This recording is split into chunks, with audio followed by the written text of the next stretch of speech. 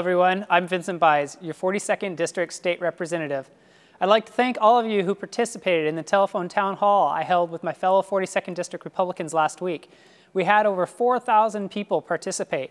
It is wonderful to know that so many of you are interested in what we are trying to do and willing to let your voice be heard. I enjoyed answering your questions. Unfortunately, we only had an hour on the phone and fewer than 20 questions were able to get through. If you didn't get a chance to talk with me and would still like to, please feel free to contact my office at any time.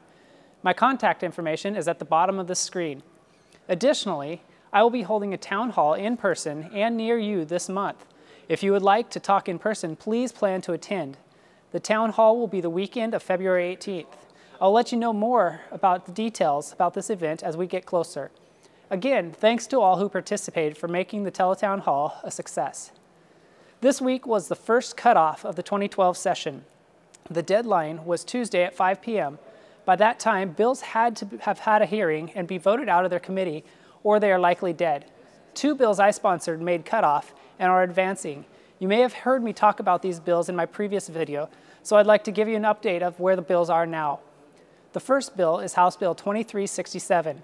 This legislation would realign the Washington Dairy Products Commission district boundaries and give them the rule-making authority to redraw their own lines in the future. I'm happy to say that this bill was voted off the House floor yesterday with no opposition and is now in the Senate awaiting a hearing. The second measure gaining ground is House Bill 2415. I worked on this bill with the Whatcom County watershed districts and berry farmers in order to help them protect their water rights. The legislation allows farmers to claim the balance of their conserved water for use on other acreage. This bill had a successful hearing and made it out of committee before cutoff. The legislation is now in Rules Committee and it has until next week to be voted out. I'm optimistic that this bill will also pass the House. You may have noticed that this session I have sponsored only a few bills so that my fellow Republicans and I could focus on reforming government. Scaling back our expenses and finding a sustainable budget solution is my main goal. It is frustrating that we are here now preparing for the 4th week of the 60-day session and we have yet to address the $1.5 billion spending gap. Instead, we've seen and heard about proposals to raise taxes on already struggling families. I believe our priorities should be education, public safety, and service for the most vulnerable.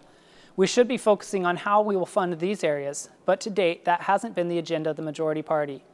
There is some good news, however. House Republicans' Fund Education First legislation, House Bill 2533, received a hearing and has bipartisan support. The Fund Education First concept was introduced by House Republicans in 2006, but this is the first year that has received a public hearing in committee. This is great news for our schools. House Bill 2533 would require budget writers to craft a K-12 education budget and pass it before any other government program receives funding. This bill would take the politics out of education and deliver assurance and peace of mind towards worried parents, teachers, and students. I believe that funding education first is what our Constitution requires of us and would pave the way to ensure that our children get the education they deserve. If our Education First budget were to pass, it would be a model for the nation as no other state has yet done this. However, I and my fellow Republicans also realize that funding education isn't the only step that should be taken. In McCleary versus the State of Washington, the court said fundamental reforms are needed for Washington to meet its constitutional obligation to its students. Pouring more money into an outmoded system will not succeed.